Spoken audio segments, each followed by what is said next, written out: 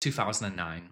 James Cameron had just changed cinema forever and released the movie Avatar, and Bitcoin was the price of a packet of crisps.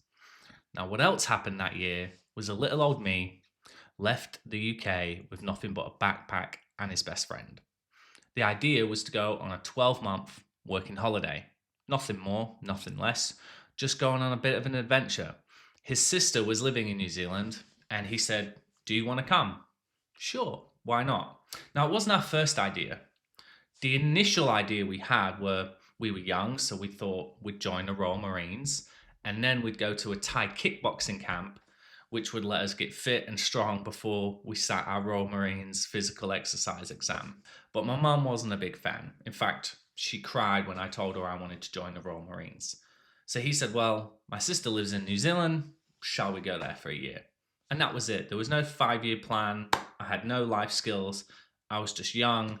And my friend said, "Do you want to come on a holiday?" That's all I thought it was.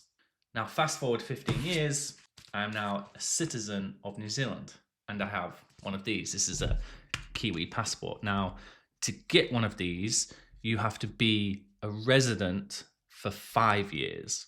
And to get residency, you have to go through multiple working holiday visas, multiple steps with immigration in New Zealand. It's not easy to work your way up to citizenship, particularly if you have no skills, like me. Now, I was 18 when I left the UK, and New Zealand forced me to grow up fast. I had a job in England, but it was at a garlic bread factory. It was nothing flash. It was just paying the bills, putting garlic bread into a box. And when you're here, or when you arrive to a different country, there was no support behind me. I was it now. There was just me, my best friend, his sister, and her partner at the time. And it was time to grow up. It was time to start living on your own in a completely foreign country. Now, New Zealand was a bit of a culture shock. The cafes, the beaches, the weather, a lot of nice things that I didn't have growing up in England. But I was also missing a lot. I was missing my family. I was missing my friends. I was missing the people that I had grown up with for 18 years. And now I'm alone and I'm in a foreign country and I don't really know how to survive. So I did learn very quickly and I grew up very quickly. I actually sat my driving test in New Zealand because everybody drives in New Zealand. I wasn't driving in England at the time. And my sister only passed her test 3 years ago, and that wasn't until she was 30. But in New Zealand, you literally don't have an option. The place is so spread out that as soon as you're 16, most people are driving here. It's also cheaper to drive because insurance is just effectively so much cheaper. And in some cases, you don't even need insurance, or you just need a third party insurance to drive. So that was also different. And that was something that I needed to learn. Now, I'm seeing a lot of people talk about England and how bad it's gotten under this new government or under previous governments, and how the cost of living is really driving people to have a distaste in their mouth for the UK at the moment. And I think a lot of those problems, particularly the cost of living, I don't know if you realize this, but they follow you everywhere. And in every country you're in, the cost of living is high.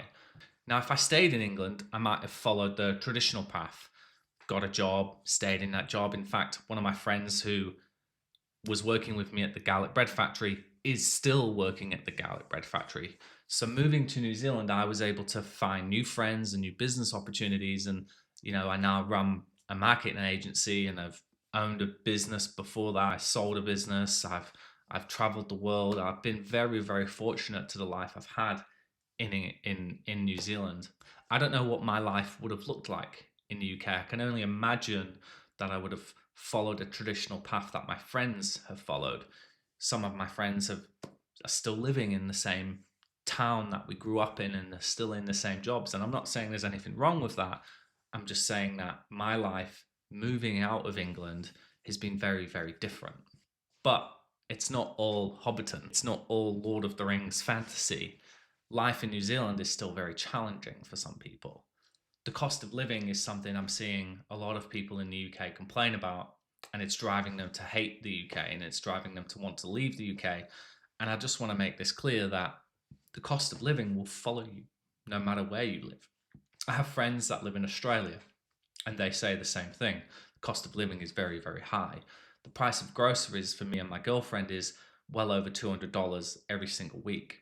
Rents are probably something that quite surprising for most people to hear, but we pay over $700 per week, which is £350 every single week just to rent a house. Now, yes, the house is very nice. It's 4 bedrooms, it has double garage, but it still costs a lot of money to rent. My friend just recently bought a property in England. He spent £200,000 on a brand new house. The average house in the place I live, which is Tauranga, is £1,500,000. We're staring down the barrel of getting an absolutely astronomical mortgage just to afford a property in this country. The cost of living is very, very high.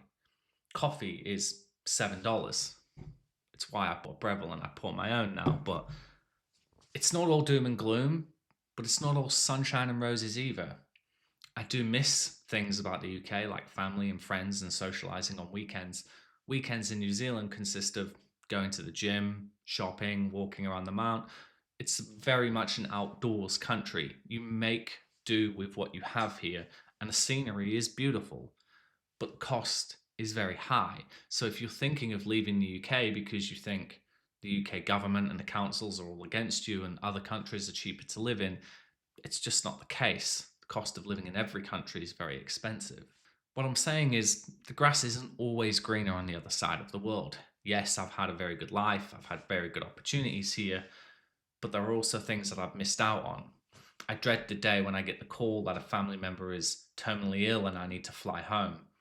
I tried to get home every 2 years, but getting home with just one partner can cost easily $10,000 just to visit family and friends. The grass isn't always greener on the other side of the world. It's usually greener where you water it. Now, am I saying that New Zealand is a bad place to live? Absolutely not. Do I regret my decision? Absolutely not. Now, New Zealand has similar issues to the UK. It rains here, rents are expensive, and the cost of living is very high. Those three factors are the same in New Zealand as they are in the UK. So if you're thinking of leaving the UK because you want to escape the rain, you want to escape high rents, and the cost of living is cheaper elsewhere, it's not always going to be true. Those factors will follow you no matter which country you live in. My friend that lives in Australia, he says the same thing. He's from the UK, he moved from the UK to New Zealand, then he moved from New Zealand to Australia. Moving abroad doesn't erase life's problems. It gives you new ones, but you have a nicer view. Now that view is stunning. Mount Maunganui is one of the most picturesque places on the planet. To buy a property on Marine Parade, you're looking at about 8 to 9 million. It is gorgeous. Do I complain about the traffic when we go there? Absolutely. Do I moan about parking when I go there? Absolutely. Do I visit it in the winter? Not really. Should we visit it in summer more often? Yes, but my girlfriend's also not a big fan of sand. She doesn't like beach. So, it's having those things that are so accessible that sometimes you don't appreciate the little nuances when they're right in front of you. I wasn't running from the UK when I left. I was simply just going on an adventure with my friend.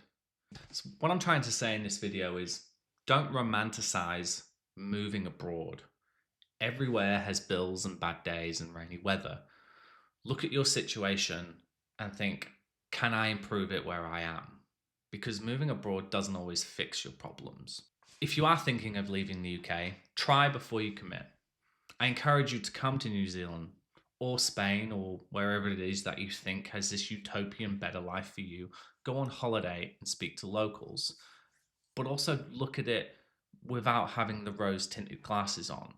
It's very easy for people to go on holiday and experience a very short-term view of what that country has to offer, yet the long term is very different. So, moving abroad, should you leave? That's up to you. I don't regret it. I love it here. But I do miss my friends and family in the UK. Would I return to the UK? No. I've built a life in New Zealand now. New Zealand is a fantastic country, but it also has its challenges. So if you're thinking about moving abroad, try before you commit. Get out and adventure, book a holiday, see these countries for what they are, and remember that some of the problems that you're experiencing in England could probably follow you to that country as well.